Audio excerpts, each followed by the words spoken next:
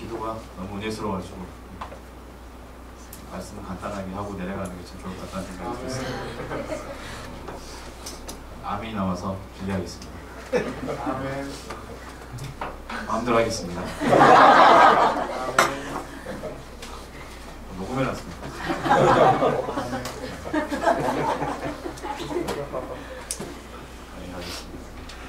이번 주간은 이제 우리 한국교회에서 3.1운동 100주년 기념주일로 정해서 기념 예배로 드리게 되었습니다.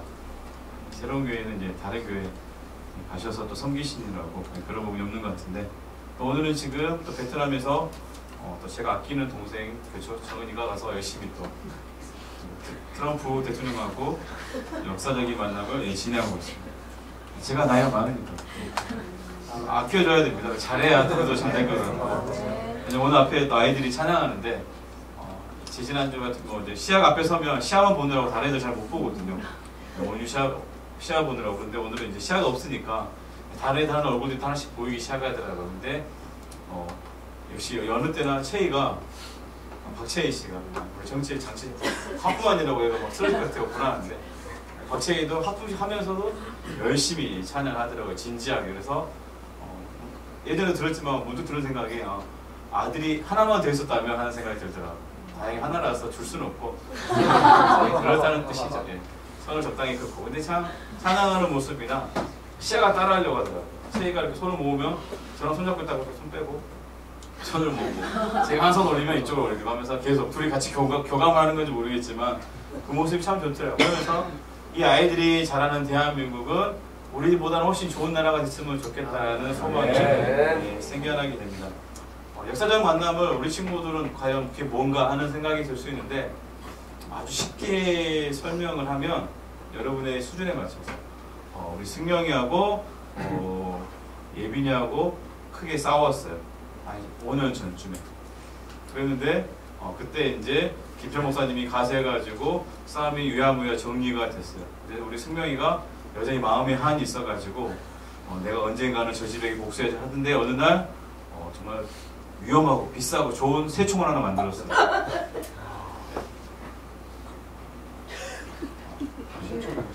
새총이요? 네, 알겠습니다. 새총을 만들었어요. 그래서 이 새총은 어때요?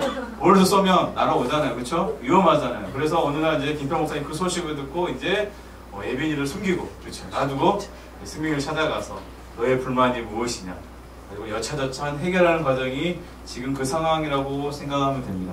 잘 진행이 돼서 저는 비행기 타는 거 정말 싫어하는데 기차를 타고 동남아 가면 참 좋겠다라는 생각을 잠시 해보았습니다. 3.1운동 100주년 기념이 이제 며칠 남지 않았기 때문에 교회뿐만 아니라 많은 지역에서 이벤트성으로 많이 이제 준비들이 되고 있는데, 특히나 이제 우리 기독교의 그런 영상들이나 각 교회에서 했던 영상들을 살펴보면 그때 3.1운동 했을 때 우리 기독교는 적은 숫자였지만 굉장히 큰 일을 감당했습니다 하는 게 대부분의 이야기예요. 정말 사실입니다. 그건 사실인 거고 정말 좋은 내용 맞습니다. 그런데 그때 했던 우리 선조들이 흘렸던 피와 땀이 오늘날 우리의 잘못을 가리는 하나의 장치로 쓰여지는 것은 아닌가 하는 아쉬움이 저에게 들었습니다. 그래서 오늘은 좀 좋지 않은 부정적인 이야기들을 좀 하려고 합니다. 우리 친구들에게 도움이 될지 안 될지는 모르겠지만 그래도 조금 나눠보려고 합니다. 독립선언을 몇 명이서 했습니까, 우리 친구들? 베스킨라빈스가 몇 개지? 베스킨라빈스는 30명이 나면서 우리 독립운동 하신 분들은 몇 분이신지를 모르니 이게 너무너무 안타까운 일이죠. 33분이 독립운동 때 만세 독립선언문을 읽었고, 그분들 중에 16분이 기독교인이라고 이제 이야기를 합니다. 지금도 교회 많으니까 라고 생각하겠지만, 그때 기독교인 비율이 정확하게는 집계되지는 않지만 대개 1.1%에서 1.5%를 봅니다. 그러니까 1.1%면 어느 정도일까요? 지금 100명이 안 되지 않습니까? 이 중에는 100명이 모였을 때 기독교인이 한 명도 없을 수도 있어요, 당시. 지금은 전혀 다른 상황이죠. 그런데 독립선언을 할 때 33분 중에 16분이 있었다는 건 굉장한 겁니다. 그리고 약 한 9,800명 정도가 잡혀 들어가고 갇혀져 있고 했는데, 그 중에서 종교가 있는 사람들이 약 3,500명 정도 됐습니다. 그 중에 무려 1,900명이 기독교인이 있어요. 그렇게 따지면 굉장히 많은 사람들이 굉장히 귀한 역할을 당시에 했다라고 우리가 알 수가 있습니다. 근데 중요한 것은 100년 전에 기독교는 소수였어요. 굉장한 소수였음에도 불구하고 당시에 역사를 이끌었고 많은 백성들에게, 많은 사람들에게 지지를 받고 존경을 받는 그런 존재였다면 오늘날은 어떻습니까? 여러분이 다니는 새로운 교회는 굉장히 자부심이 있잖아요. 그렇지 않습니까? 이번 주도 뭐 강주에 어느 교회 가서 간판 깨기 하고 오신 것 같은데 종교 다니면서 간판 깨고 다니실 건데 목사님 혼자 가시면 괜찮은데 단체로 가서 간판을 깨니까 거기 성도님들도 참 어쩔지 모르는 그런 상황인 것 같아요. 예, 작년에 우리 교회 한번 깨고 계속 이제 전국을 깨러 다니시는데 많이 깨서 생각들을 많이 깨주셨으면 좋겠다는 생각을 합니다. 네. 좋은 얘기하면 남이 나오네요. 네. 그렇다면 여러분은 이제 우리 교회에 대한 자부심은 분명히 가지고 있는 것 같아요. 그런데 오늘날 한국 사회에서의 교회는 어떻습니까? 어떻게 초등학생들의 분위기는 어때요? 교회는 어떤 곳이에요, 여러분에게? 교회 안 다니는 친구들이 교회 가보자 그러면 뭐라고 이야기해요? 친구들이 없구나. 네, 알겠어요. 네, 시간이 짧으니까 빨리빨리 넘어가겠습니다. 작년 이맘때쯤에 혹시 그 문익환 목사님에 대해서 잠깐 설교를 들었던 기억이 나시죠? 뒤처럼 처연하게 보시니까. 예, 그때도 그 이야기를 들었는데 582장 찬송가, 그렇죠? 그 찬양으로 이제 가사의 내용을 생각하면서 말씀을 잠깐 나눴었습니다. 근데 그때 그 찬양을 저도 최근 몇 년까지는 교회에서 찬양을 부르지 않았었습니다. 그 이유 중 하나가 뭐냐면 제가 어렸을 때 그 찬양은 2절에 계명성이라고 하는 그 단어가 들어가면서 그렇죠. 사단이 상징하는 찬양이고 악한 찬양이기 때문에 부르면 안 된다라고 어렸을 때 그렇게 교육을 받았었어요. 학교에서나 교회에서나 그랬던 것 같아요.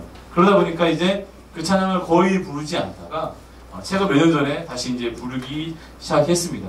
근데 그 찬양을 왜 그렇게 싫어한 부류가 있었는지가 이제는 좀 이해가 되는 거죠. 제가 그 부류라고 칭한 건 뭐냐면 한국 개신교 안에 팽배해 있는 그 반공, 사회주의에 대한 혐오, 북한에 대한 혐오가 그 안에 가득히 있기 때문에 그렇습니다. 우리 기독교는 어떤 종교입니까?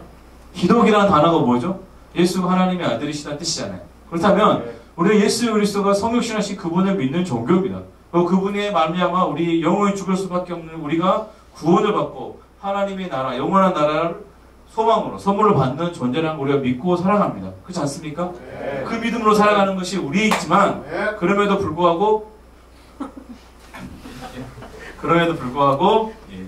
여러분 반응이 없으니까 목사님 화났어요. 그럼에도 불구하고 왜 우리 한국교회 그러면 이런 반공이나 그렇죠? 이런 거에 굉장히 혐오감을 가지고 있는가? 그래서 저도 어렸을 때 그런 부분이 분명히 있었다라고 작년에 고백했었습니다. 그래서 문익환 목사님 그러면 저 빨갱이 목사님 저 사람 때문에 우리 교회가 피해를 봐 하는 그런 생각이 어렸을 때 있었었어요. 초중고등학교 때. 그런데 나중에 자라고 보니까 참 너무너무 죄송스러운 마음이 그분에게 들었습니다. 작년 가을쯤에 김필 목사님 같이 서울 사랑의 교회에 세미나를 써가지고 간 적이 있어요. 근데 정말로 놀랐어요. 왜냐면 강남 그 한대로변에 딱 들어가니까 양옆으로 프랭카드들이 막 붙여 있어요. 그래서 빨간 글씨로 좌파 정권 물러가라, 박근혜는 무죄 막 하면서 막 이게 한두 장이 붙어 있는 게 아니라 그냥 막 거리를 메우고 있더라고. 우리 가면서 좀 영화 스티장 느낌 나고 좀 약간 우리가 전혀 다른 사고를 가진 사람들이 굉장히 많이 있다라는 것을 또 한 번 경험하게 됐습니다. 그래서 우리 흔히 태극기 집회라고 하는데 요즘에는 그렇게 부르지 말자 그러더라고요. 태극기 모독 집회라고 이렇게 이제 불러야 된다고 이야기하시는 분들이 있는데 거기 가보면 굉장히 많은 기독교인들이 있습니다. 알고 계십니까? 네. 가보셨습니까? 정말로 많은 기독교인들이 있어요. 10명 중에 최소한 6, 7명은 기독교인일 거예요. 더 많을 수도 있어요. 그러면 이제 예전에는 그분들이 그냥 나오면 돈 주니까 나오나 보다라고 생각했는데 최근에 한 기자가 이제 탐사 보도를 했는데 알고 보니까 돈을 내지 않더라고요. 왜냐하면 박근혜 정권이 무너지고 돈이 나올 데가 없잖아요. 이제는 뭐죠? 자발적으로 본인들이 돈을 내면서 그 모임을 활성화시키고 있더라고요. 굉장한 열심을 가지고 있죠. 그분들에게 꿈은 뭘까요? 이 땅에서 동성애도 무너뜨리고 그죠? 사회주의 정권을 무너뜨리는 게 하나님 나라를 이끌어가는 하나의 꿈이라고 믿고 있는 것은 아닌가라는 생각을 하게 됩니다. 한번 생각해 보시기 바랍니다. 지금으로 딱 100년 전에 그냥 1% 남짓 되는 그 기독교인들이 독립에 목숨을 걸었고 우리 아시다시피 많은 기독교인들이 죽임을 당했어요. 민족이 고통을 받을 때 외면하지 않고 오히려 가장 앞장서서 그냥 큰 매를 가장 많이 맞았던 사람들이라고 생각을 해요. 그렇기 때문에 우리가 예수 믿으세요 하면 당신을 보면 믿고 싶지 않지만, 그렇죠? 수많은 사람들이 했던 그 행적을 보면 믿을 수밖에 없는 거죠. 그런 믿음의 동력들이 있었는데 지금은 그런 게 다 무너졌습니다. 근데 재미난 건 뭐냐면 1919년에는 그렇게 열심히 기독교가 뛰어갔는데 불과 10년 후에 신사참배가 시작되면서 모든 상황들이 바뀌기 시작합니다. 그러면서 우리가 신사참배 들어보셨어요? 여러분들 희미하게 듣고 있었잖아요. 저는 미션스쿨 출신임에도 불구하고 제가 고등학교 2학년 때 아버님이 이제 그때 5월달 되면 부모님들이 한 분이 오셔가지고 아이들과 이렇게 특강하는 그런 시간들이 있었어요. 근데 하필 운이 없어가지고 이제 아버님이 오시게 돼가지고 저는 굉장히 힘들었던 기억이 있었어요. 그런데 그때 하고 나서 친구 한 명이 그러더라고. 너 목사님 아들이었네? 그러는 거죠. 예. 제가 그렇게 평소에 티를 안 내고 다녔을 뿐이에요. 예. 그러면서 하는 이야기가 뭐냐면 너는 무슨 교단이야? 그렇게 물어보는 거예요. 그래서 저는 그때 교단이 뭔지 몰라가지고 그때 저는 통합식 교단 소속에 있었고 무슨 교단? 무슨 교단? 몰라갖고 그때 합동통합하고 들었던 적 있어요. 합통? 막 이렇게 저렇게 이야기했던 적이 있어요. 통합측이었는데 친구가 막 저를 너 통합이 그만다 그러더라고요. 그런가 봐 그랬더니 친구가 저한테 하는 얘기가 뭐냐면 시사참배하는 놈들 이렇게 해야 되는 거예요.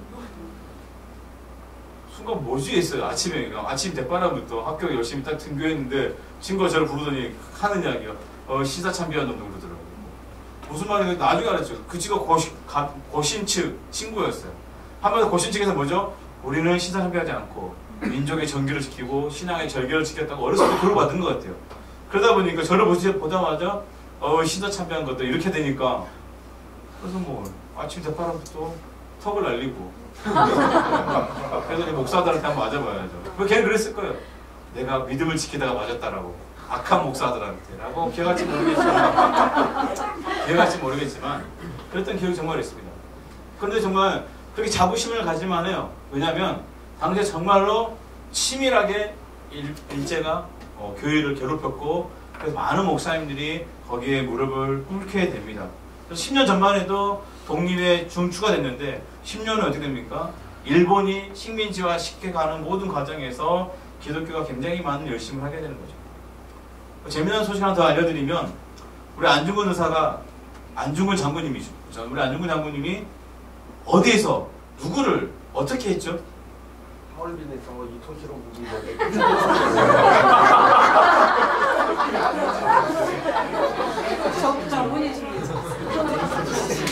저도 조는 줄 알았어. 반응이 어떨래? 그렇죠. 하얼빈역에서 지금도 그 지역에 가면 그 총선 자리에 비석이나 기념비가 다 있다고 그러더라고요. 통일이 되면, 통일 안 되더라도 언젠가 한번 가야 되는데 기차로 갈 수 있다면 갈 수 있을 것 같아요. 그런데 정말로 굉장한 일을 했었습니다. 그런데 그 소식이 접해지고 우리 한국 개신교에서는 뭘 했을까요? 사과성명서를 했어요. 사과성명을 내고 일본 천황에게 미안하다고. 그리고 오히려 이제 더 열심히 회계 헌금 걷어가지고 군수 물자를 더 열심히 우리가 되겠다라고. 오히려 대놓고 사과성명을 했어요. 우리는 안중근 장군님의 그 아들들이 변절했다라고 손가락질 하지만 한국 사회에서는 그럴 수밖에 없는 상황들을 만들어줬죠. 그 가족들을 지켜주고 하지 못했던 것들이 우리에게 분명히 있었습니다. 그러면 많은 자료들을 찾아봤더니 3.1절 1919년 이후에 한국교회가 그렇게 무너지게 된 가장 결정적인 이유를 잡는 게 뭐냐면 3.1운동 전까지는 굉장히 핍박이 심했었어요. 교회도 핍박을 많이 받았고. 그런데 당시에 모든 조직들이 무너지고 언어도 못 쓰게 되고 상황이 다 무너졌는데 유일하게 전국적으로 정보망을 가지고 하나로 움직일 수 있는 조직이 있었어요. 뭐였을까요? 종교단체였어요. 당시에 천도교라고 하는 동아가시 동아계 천도교가 약 300만 명의 신도가 그때 있었어요. 지금 굉장히 줄어들었지만 그때 기독교가 약 30에서 35만 정도였으니까 굉장히 큰 조직이죠. 그 조직과 교회 조직들이 하나로 뭉쳐졌기 때문에 모든 것들을 빨리빨리 움직일 수 있는 상황이 됐죠. 그래서 교회를 핍박하는 걸 가장 먼저 했었어요. 근데 핍박해도 될까요? 안 될까요? 안 되는 일은 안 되거든요. 3.1운동이 끝나자마자 가장 먼저 이제 그 총독이 바뀌면서 경질되고 새로운 사이토라는 총독이 사이코가 아니고 사이토라는 총독이 가장 먼저 한 게 뭐냐면 자기 연회장에 전국에 있는 선교사님들을 다 초청한 거예요. 그리고 오지 못한 선교사님들 있으면 그 지역으로 가가지고 그 주변 지역에 가서 또 초청해가지고 연회를 베풀고 그동안 우리가 잘못했습니다. 이렇게 하지 않겠습니다. 그러면서 뭐죠? 일명 소원 수리를 들어요. 뭐 이제 선교사로서 한국 사람들 만나지 않고 선교사님들 만났죠. 혹시나 어려운 점이 무엇입니까? 물어보니까 선교사님들이 이런저런 이야기 할 거 아니에요? 그래서 이제 그렇습니까? 하면서 거기에 대한 정책들을 하나씩 만들어주는데 그게 오늘날까지 또 그대로 있는 정책들이 있어요. 오늘날도 교회는 어떻습니까? 목사님들 세금 이제 최근에 바뀌었지만 얼마 전까지는 안 하게 됐잖아요. 교회 세금을 안 물잖아요. 그게 다 그때 있었던 거예요. 당시에는 교회를 핍박하기 위해서 종교단체를 핍박하기 위해서 오히려 더 과중세를 물렸었거든요. 그래서 그것 때문에 오히려 무너지게끔 만들려고 했는데 오히려 뭐죠? 정책적으로 후원해주고 심지어는 병원과 학교를 많이 세웠었는데 병원과 학교도 뭐죠? 국가적으로 지원해주겠다 라는 식으로 바뀌어버리고 그러다 보니까 어떻게 됩니까? 우리 안에 균열이 생기기 시작하죠. 어떻게 우리가 일제에 도움을 받느냐 하면서 삐걱거리기 시작하는 그럼 우리가 하나씩 쪼개지게 되고 결과적으로는 이제 많은 조직들이 서로 자기 목소리를 내는 하나로 뭉쳐지지 못하는 상황들이 생겨나게 되고 오히려 선교사들은 뭐죠? 그 전까지는 목숨을 걸고 선교를 해야 되는데 이제는 뭐죠? 편해졌잖아요. 그러니까 오히려 뭐를 선교합니까? 위에 있는 권세에 복종하는 그런 설교를 그때부터 이미 많이 시작된 상황들이 되었었죠. 그러면서 급격히 이제 친일본적인 상황들로 많이 흘러가게 됩니다. 1919년 독립 이후에 우리의 영혼과 달리 일본은 어떻게 됐을까요? 더 승승장구합니다. 왜냐하면 1차 세계대전 때 일본이 승전국에 포함된 건 아시죠? 굉장히 큰 혜택을 받았어요. 그래서 중국의 많은 이권들을 다 가져오게 되고 한마디로 유럽의 많은 나라들이 가지고 있던 열강들이 가지고 있던 제국주의 가지고 있던 많은 이점들을 일본이 다 가져가게 됩니다. 일본이 어마어마하게 역사 공부해 보면 참 운도 이렇게 운이 좋은 나라가 있을까 싶을 만한 그런 상황들을 보게 됩니다. 그래서 이제 더 승승장구하고 잠시 행했던 회유 정책을 보죠. 이제는 파기시키고 오히려 강봉용으로 바뀌죠. 왜요? 이제 힘을 가졌으니까 굳이 선교사들 눈치 볼 필요 없고 선교사를 파송했던 그 나라 눈치 볼 필요 없는 거예요. 그래서 교회에 대한 본격적인 핍박이 시작되고 그리고 이미 뭐죠? 그래서 이제 국내에서 독립운동 하시던 분들이 만주나 다른 지역으로 흩어지게 됐는데 심지어는 이제 중국에 있는 만주 지역의 땅까지도 다 점령하게 됩니다. 그러면서 우리가 마지막 황제 보시면 아시겠지만 거기에 만주국이라고 하는 그런 정체불명의 나라를 하나 세우죠. 그러면서 일명 우리 만주 지역이라고 하는 그 지역을 다 먹어버립니다. 그래서 그 지역을 중심으로 원래 독립운동을 했던 우리 독립운동 하신 분들이 이제 상해나 이제 다른 지역으로 러시아 쪽으로 다 흩어지게 되고 독립운동할 때 가장 큰 힘을 잃게 되죠. 그러니까 그런 소식들이 국내에 있는 백성들에게도 전해질 거 아닙니까? 그러니까 안 되나 보다 하는 생각들이 하나씩 찾아오는 거죠. 왜요? 중국도 일본이 일명 요즘 아이들 말로 뚝갑 해가지고 중국도 보니까 의지할 게 없고 러시아는 좀 어떻게 기대해 볼까 했더니 러시아도 아무런 힘을 잃어버린 상황이고 오히려 더 일본은 악랄해지고 이런 상황이 될 때 우리가 어떻게 될까요? 믿음 안에서 나는 이 길을 걸어가야 되겠네 라는 사람도 분명히 존재하셨어요. 중철 목사님 같은 그런 분. 그렇지 많은 분들은 뭐죠? 안 되나 보다 하고 포기하게 되고 일본은 뭐죠? 하나님이 우리에게 주신 그죠? 또 하나의 기회처럼 설교하는 상황들이 만나게 되는 거죠. 근데 앞에 소개했던 것처럼 이 만주 지역 우리로 치면 동서로 나누면 러시아 쪽에 붙어있는 만주 지역을 북간도 지역이라고 말하고 중국 쪽 우리가 지도 보면 이렇게 튀어나온 부분 있잖아요. 그 위쪽 지역을 서간도 지역이라고 이야기합니다. 그런데 이제 이 서간도 지역은 일본이 중국을 침략하기 위해서 거기 공장도 많이 세우고 어떻게 보면 굉장히 좀 회유 정책을 굉장히 많이 했어요. 거기 선교사님도 많이 있었고 그래서 거기 경제적으로도 굉장히 좀 뭐라 할까요? 좋은 지역 중에 하나였어요. 그러다 보니까 일본이 만주 지역을 다 먹어버리니까 정말로 끝까지 독립을 하고 싶은 분들은 이제 중국 내륙으로 피해서 들어가게 되고 저기 서간 북간도 지역에 있는 분들은 러시아 쪽으로 다 이제 피난하게 되는 그런 상황들을 맞이하게 됩니다. 근데 이제 이 부분이 오늘 우리 한국 사회에 참 뭐라 그럴까요? 지금까지 해결할 수 없는 그런 일명 태극기 부대의 시초가 되지 않나라는 생각을 해봅니다. 왜냐하면 정말로 그러기가 이제 우리는 이제 독립은 끝났다라고 생각했는데 이제는 1919년 만에 우리는 독립할 수 있었는데 10년 만에 그 생각이 꺾였다가 불과 이제 고통받다가 한 10여 년 후에 뭐 어떻게 됩니까? 정말로 그날이 도둑처럼 찾아오죠. 1945년에 강복이 됩니다. 우리 영화 암살 보시면 마지막 부분에서 이정재 씨가 뭐라 말하죠? 구멍이 2개 지고 말고요. 독립될 줄 몰랐다라고 얘기를 하잖아요.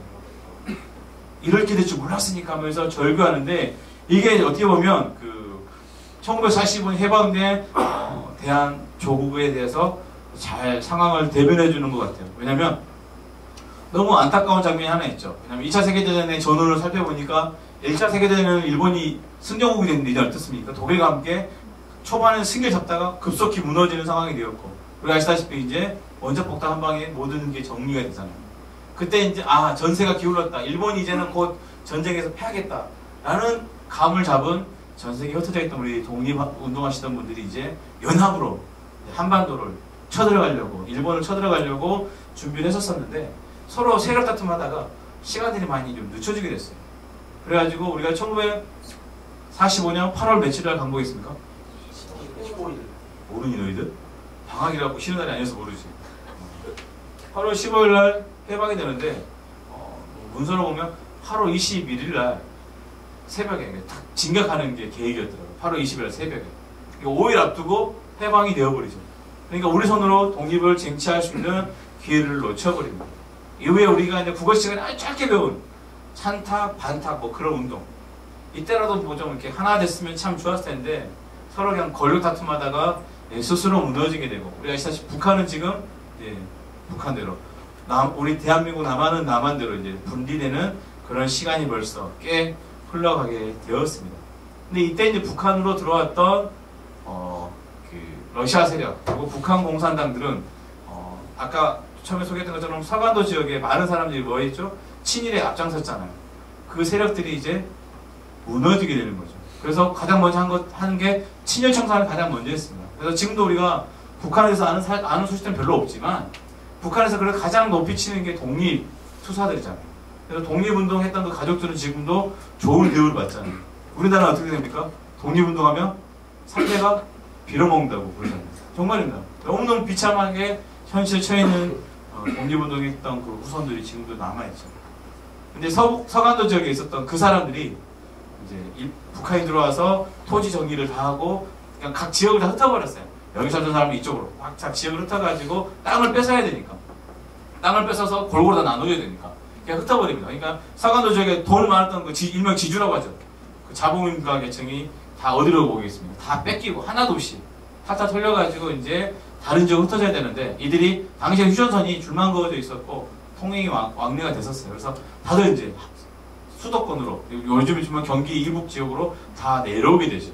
일명 해방촌이 세워지고 하게 됩니다. 근데 우리가 아시다시피 이제 이승만 대통령이 그쵸, 미국의 그 힘을 얻어가지고 들어왔지만, 국내에는 왔지만 자기를 지지해주는 세력이 하나도 없었죠. 여론도 안 좋고, 여론도 굉장히 좋지 않았어요. 당시에 뭐 여론조사하면은 2등에서 3등 왔다 갔다 할 정도. 그런데 이제 이들이 그들과 함께 하게 되면서 이승만 정권의 힘이 되면서 우리가 유명한 서북 청년단으로 만들어지게 됩니다. 그리고 이들이 이제 할 수 있는 유일한, 자기들이 친일 행각을 숨기고 할 수 있는 유일한 방법 무엇밖에 없습니까? 반공밖에 없잖아요. 그래서 당시에 반공이라는 이름 아래 많은 독립운동가와 유공자들과 가족들을 다 죽이는 그런 악랄한 기록들이 당시에는 감춰졌지만 지금은 뭐 이제 뭐 많이 드러나게 되고 현재 역사의 평가를 받고 있는 그런 상황이고, 그런 세력들이 여전히 굳건하게 자리를 잡고 있고, 심지어 얼마 전에 정말 5.18 망언까지 하는 그런 상황들이 되는 거죠. 만약에 독일이었으면 그런 망언한 사람들은 그냥 깜빵에 가야 되는 거죠. 근데 우리나라는 뭐죠? 그렇게 하지 않는 상황들을 보게 됩니다. 그때 김병옥 선생님 말씀하시더라고요. 그 세 명이 다 기독교인이라고. 이미 피꼬솥이 되는 거죠. 정말로 속이 상한 거죠. 그들은 왜 기독교인이 되었는가라는 생각이 드는 거죠. 왜냐하면 우리는 그들을 향해서 극우라고 이야기를 합니다. 대부분의 나라들의 극우는 어떻습니까? 오직 자기 나라의 이익밖에 없어요. 그렇지 않습니까? 그런 의미를 보면 트럼프 대통령은 제가 볼 때 극우예요. 어떻습니까? 자기 나라의 이익을 위해서라면, 그렇죠? 우리나라 오지마 하면서 자기 나라의 일자를 뺏는다고 하면서 이민자들을 막는, 그게 철탑도 세울 수 있는 사람이고, 심지어는 뭐 상호 조약을 맺었는데 몰라, 근데 취소 다시 해, 뭐 이런 식의 그런 정책을 이끌어 가잖아요.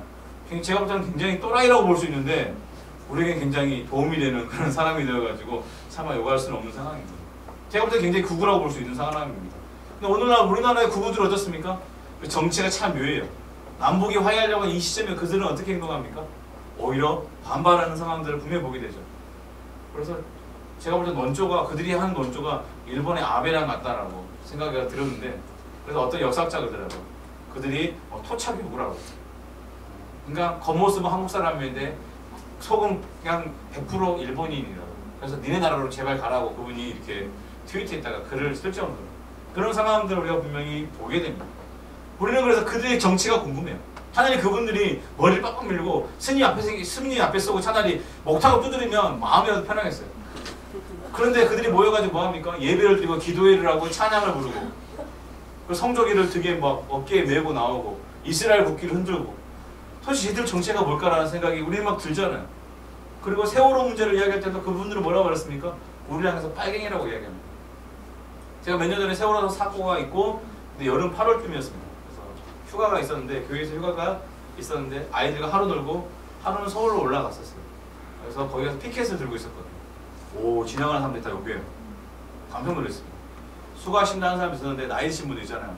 젊은 놈이 미쳐가지고 막 이러는 딱 보면 교회 권사님 같거든요. 네 어느 교단이야 그러고 싶더라고요.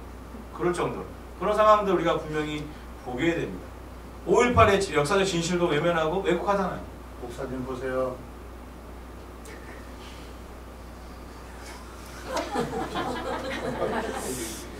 저 보면 어렵습니다. 좀만 참아요. 이런 희한한 곳에 한국 개신교인들이 굉장히 다수를 차지하는 거죠. 근데 불편하고 답답하니까 집중력이 떨어질 것 같아요. 근데 오늘 내가 믿는 기독교와 그들이 믿는 기독교가 다릅니까? 나는 여호와 하나님이고 그들은 뭐죠? 이스라엘의 하나님입니까? 도무지 알 수 없는 그런 상황들을 우리가 하게 되는 거죠. 그러면서 우리는 뉴스나 접하면 이런 생각 들잖아. 왜 저들과 뭐 나는 다르지? 아, 내가 다른 게 아니죠. 왜 저들은 나와 다르지? 라는 생각이 의아하게 들릴 거예요.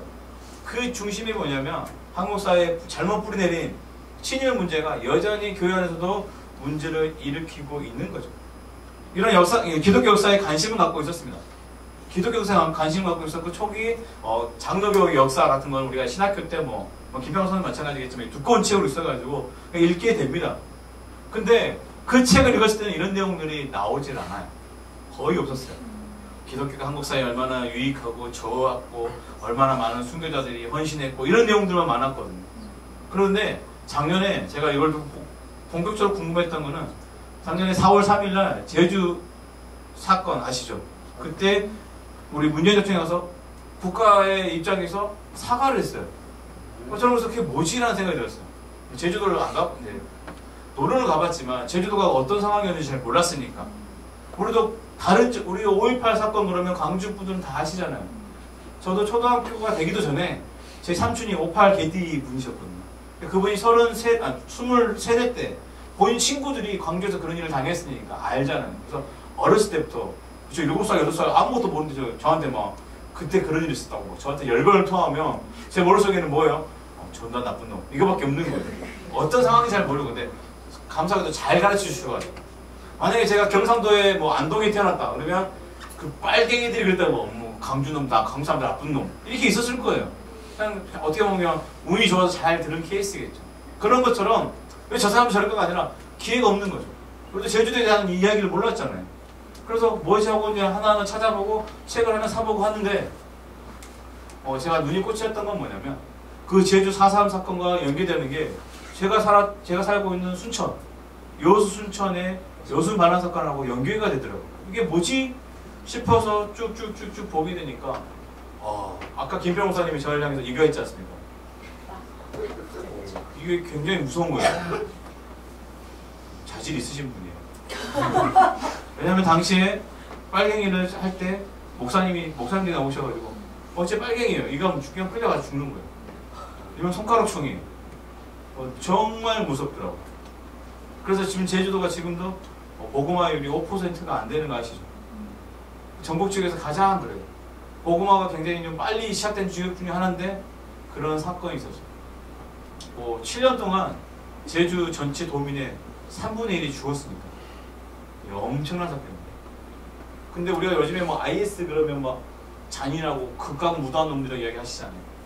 근데 여수 반란 사건의 반란 사건도 아니죠. 여수 민중항쟁이라고 요즘에 이야기하자라고 하시는 분들이 계시죠. 맞는 것 같아요. 왜냐면 제주도에 그 폭동이 일어났으니까 여수에 주둔해 있던 14연대가 너희들이 가서 처리하라는 거죠. 근데 14연대 당시에는 요즘같이 군대 그러면 철원으로 가고 그런 게 아니라 그 지역에서 군인들이 되는 거죠. 특히 해방이 됐는데 뭐 자리 잡을 데 없으니까 군인으로 많이 젊은이들이 편입이 됐죠. 그러다 보니 이 지역 사람들이고 그 지역 사람들 중에서 뭐 제주 사람들도 많이 있었잖아요.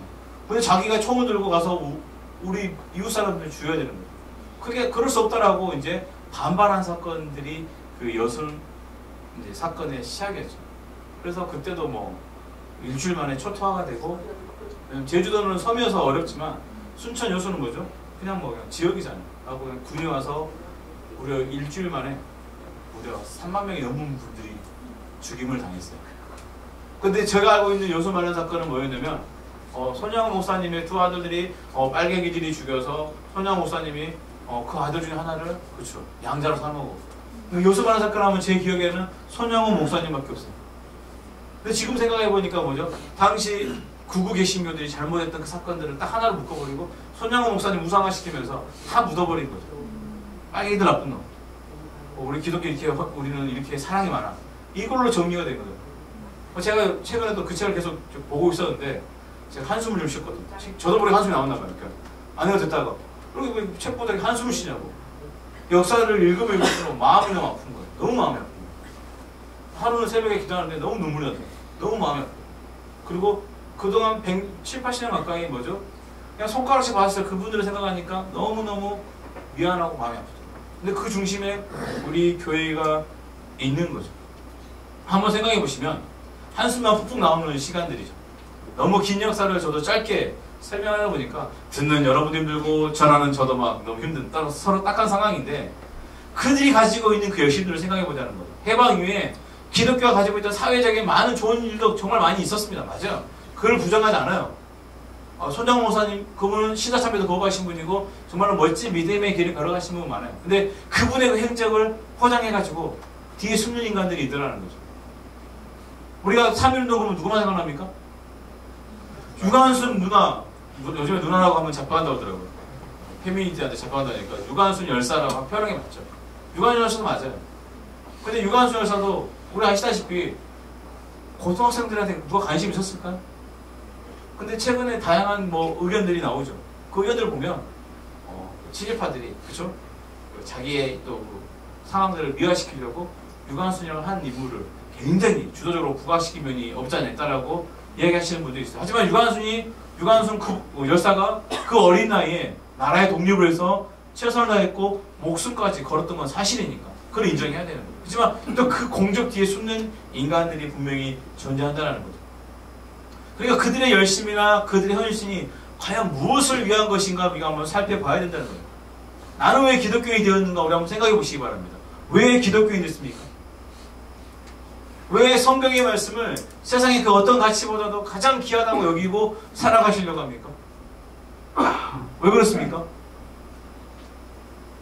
그렇게 안 하면 목사님 혼내니까요. 뭐 이런 표정이야. 왜? 오늘 무슨 일 있었니? 또? 아무 일 없었지? 평화로워야 될 텐데 얼굴들이 왜? 나는 왜 눈에 보이지도 않는 하나님이 정말 있다고 믿으면서 그렇죠? 그 믿음을 나만 갖는 게 아니라 누군가에게도 계속 전하려고 이렇게 열심히 하는가? 왜 그러는가 한 진지한 고민이 우리에게 분명히 있어야 돼요. 정말로 한국 사회에서 정말 열심히 앞장섰던 그들의 모습 속에 보면 자신들을 보수라고 부르시지만 제가 보기에 한 번도 민족과 나라를 위해 산 적이 없는 것 같아요. 그들은 오직 뭐죠? 자신들의 안위를 위해 살아온 사람이에요. 일제 때는 뭐죠? 교회라는 그 테두리 안에서 그렇죠? 일본이라고 하는 그렇죠? 혜택 속에 살았고 해방이 되니까 이게 뭐죠? 미국이 더 힘이 세네? 거기에 살았고 얼마 전에 또 재미난 또 뭐 이렇게 기사가 하나 올라왔어요. 요즘에 트럼프가 북한이랑 너무 친하니까 이제 태극기 보도 집회에 성조기가 많이 줄어들고 오히려 일장기를 메고 나온 사람들이 있다라고 해서 그래서 도대체 그분들은 도대체 어떤 생각을 가지신 분들인가라는 생각이 하나씩 들어요. 정말 상상 이상을 보여주는 거죠. 근데 재미난 건 뭐냐면 한국 교회 안에서도 교단 내에서도 보수 교단이니 복음주의니 자유주의니 은사주의니 굉장히 많은 갈래들이 분명히 있어요. 뭐 그 카테고리 안에 묶여있는 교단이고 우리 같은 교단이야 그러면 별로 교류가 없어도 괜히 친한 사람 같고 괜히 고향 사람 만나는 그런 기분이 되는 거죠. 무슨 의미냐면 저는 목사잖아요. 어디 좀 새로운 지역 가다가 예쁜 교회가 있어요. 딱 보는데 앞에 교단 마크가 우리 합동층 마크예요. 오 좋네 되는 거고 근데 뭐 이게 순복음이나 다른 교단을 비하하는 게 아니라 우리 교단이면 좋은 것 같고 다른 교단이면 아쉽네 이 좋은 자리에 우리 교단이 있어야 되는데 이런 생각이 목사로서 가지면 안 되는데 들 때가 분명히 있는 거죠. 여전히 뭐죠? 저도 목사인데 그런 이념이나 사고의 테두리 안에만 묶여 있는 거죠. 이런 사람들이 한국교회 안에 교회 안에도 있고 사회 안에도 있는 거죠. 그럼 새로운 교회는 보수교단입니까? 복음주의 교단입니까? 아니면 뭐 자유주의입니까? 아니면 은사주의입니까? 목사님 보고 있어요. 빨리 얘기해야 돼요. 어디인 것 같아요? 다들 힘들어하시네요. 네. 오늘 유머도 안 하고 계속 이 역사 시간인가 내가 얘기해드리고 하는데 우리의 믿음의 뿌리를 찾아보는 것도 중요하다고 생각을 해서 이야기하는 거예요. 네. 아멘하지 마시고요. 아멘할 내용이 아니에요. 저는 잘 적절하게 섞여 있다고 생각을 해요. 무슨 의미냐면 너무 성경만 보는 교회도 있어요. 그렇죠? 그럼 어떻습니까? 또 너무 기도 많은 교회도 있잖아요. 거기도 정말 답이 없어요. 근데 여기는 다 적당하게 말씀과 기도와 뭐라고 칭찬을 계속 해야 되는데 잘 안 나오고 오늘 표정들이 너무 안 좋아가지고 찬양 예배 교제. 찬양 예배 교제. 뭐 답안지가 있습니까? 네, 찬양과 예배와 교제가 잘 되어 있죠. 설교 말씀을 보면 굉장히 보수에 가깝죠. 찬양하는 거 보면 어떻습니까? 거의 뭐 은사주의에 가깝죠. 찬양할 때의 분위기를 말하는 겁니다. 이 양반이 이렇게 쳐다보지 마시고. 그리고 또 먼저 예배의 형식 같은 건 어떻습니까? 제가 볼 때는 이런 형식은 없어요. 자유주의에. 갑자기 오후 분명히 내고 있었던 오늘 쉽시다 그러면 다 쉬고. 너무 좋더라고. 아니 지금 좋아서 하는 부러워서 하는 이야기예요. 그러니까 우리 종합 영양제를 먹어야 되잖아요. 잘 섞여 있는 것 같아요. 그래서 건강하게 여러분들은 잘 자라고 계신 것 같아요. 너무 좋습니다. 아이들도 마찬가지로. 이런 이야기에서 아멘 나오고 이 커지시고. 오늘 말씀해 보시면 이제 말씀 들어갈게요. 소영들이 날 죽이려고 그러네요. 오늘 말씀해 보시면 우리 주님께서 다시 오실 때 양과 염소로 구별한다고 합니다. 그날은 옵니까 안 옵니까? 안 와도 됩니까? 그날은 꼭 와야 됩니다. 제 입장에서 꼭 와야 돼요. 안 오면 억울해서 잠이 안 와요. 아니 모르겠습니다. 그때까지 살아있으면 잠이 안 올 텐데 분명히 저는 와야 됩니다. 기병사고 그렇지 않습니까? 아까 우리 김영익 지사님도 지난 8년 동안 그래도 수없이 한숨과 눈물 흘리셨는데 그거 보상받으려면 그날이 와야죠. 그날이 꼭 와야 돼요. 안 오면 안 됩니다. 꼭 와서 그렇죠. 저 주기lum들과 좀 나누셔서 손가락질 해보고 싶어요. 근데 그 손가락질 할 때 제가 염소 자리에서 뭐 어떨까 하는 그런 두려움이 찾아오는 거예요.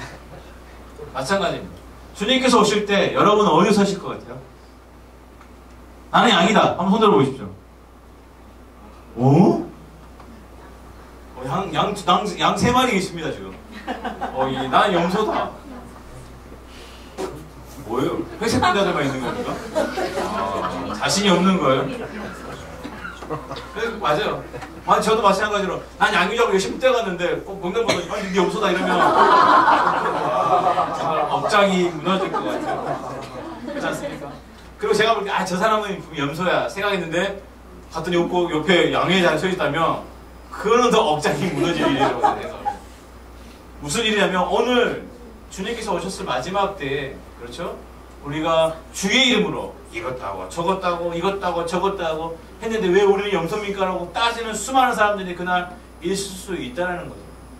무슨 의미냐면 만들어 놓는 하나님을 믿고 싶어하는 사람들이 굉장히 많아요.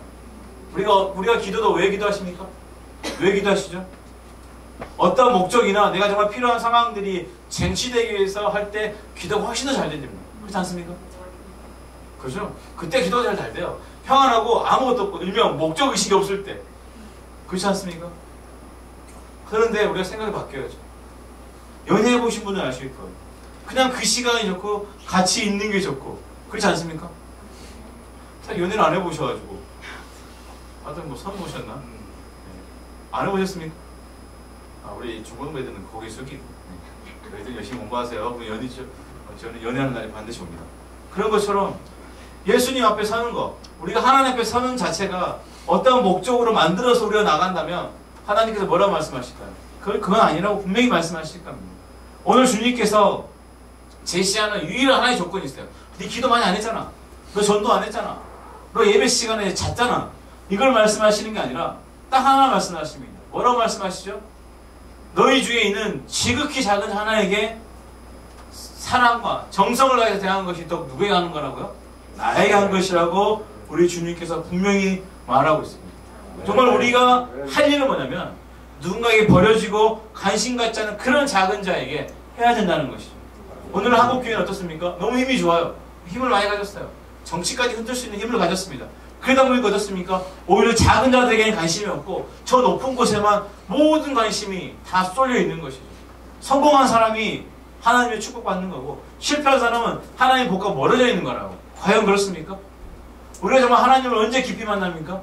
내가 실패하고 내가 무너지고 내가 육체적으로 무너졌던 그 자리에서 우리는 진짜 하나님을 만나지 않습니까? 그들이 경험하는 이렇게 때 하나님 복 주셨어라고 자랑하는 그 하나님은 어쩌면 하나님이 아닐 수도 있어요. 정말 우리가 믿는 하나님이 어느 곳에 계신가를 우리가 한번 생각해 볼 필요가 있는 거예요. 모든 것의 기준은 누구십니까? 오직 하나님이시죠. 그날의 양과 염소를 구분하실 분은 누구십니까? 하나님이시죠. 심판주로 오시는 예수 그리스도라는 거죠. 우리가 할 것은 뭐냐면 너는 염소야 나는 양이야 하고 서로 평가하는 것이 아니고 내게 맡겨주신 그 작은 영혼 하나를 정말 생명을 다해서 섬기는 것이 진짜 귀한 일이라고 저는 생각합니다. 뭐라 하셨잖아요. 스스로 하나님이 될 수 있다고 착각해 빠졌던 아담은 무너진 줄로 믿으시기 바랍니다. 하나님이셨지만 스스로 낮아지신 그분이 우리를 살리신 것을 믿으시기 바랍니다. 작은 자를 섬기고 위로하는 그런 교회라고 저는 믿어요. 그렇지 않습니까?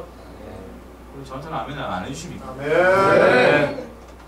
큰 교회 목사님 오시면 아멘 크게 나오시던데 작은 교회 부목사라고 이렇게 천대하시고 컴플렉스가 있었던 것 같습니다. 정말 새로운 교회가 전국의 많은 교회 간판을 정말 깨고 다녔으면 좋겠어요. 특히 중고를 깨는 게 아니잖아. 특히 정말로 갇혀있고 굳어있는 그런 교회들에게 정말 찾아가서 도전을 두고 깨는 그런 교회가 됐으면 좋겠습니다. 그래서 정말 이 땅에 진짜 작은 자들, 진짜 예수 아니고서는 살아날 수 없는 그 가정을 살리고 예수 없으면 죽을 수밖에 없는 그 영혼을 살릴 수 있는 그런 교회와 그런 성도들 됐으면 좋겠습니다. 이런 교회가 많아져야 정말 새로운 교회 같은 교회가 많아져야 이 땅에 교회가 소망이 있고 이 나라도 소망이 있다고 좀 믿습니다. 기도하겠습니다. 사랑이 많으신 아버지 하나님 감사함을 드립니다. 좀 지겨운 이야기였지만 내가 가지고 있는 믿음의 뿌리가 무엇인지 우리가 다시 한번 살펴볼 수 있도록 지혜를 주시옵소서.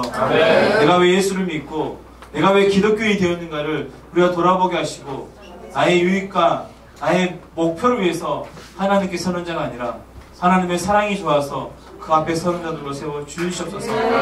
정말로 세상에서 버려지고 세상에서 손가락질 받는 정말 우리 지극히 작은 자 하나에게 정말 우리가 온 사랑과 정성을 쏠 수 있는 그런 믿음의 공동체로 주여 인도해 주시옵소서. 정말 이곳에 찾는 수많은 영혼들이 죽어가는 영혼들이 살아나게 하시고 병든 자들이 고침받게 하시고 정말로 이 땅에 예수 그리스도가 보이시고자 했던 하나님의 나라가 이곳에서 멋지게 이루어지고 있다는 것을 세상에 보여주는 귀한 공동체로 인도하여 주시옵소서. 예수님의 이름으로 기도합니다.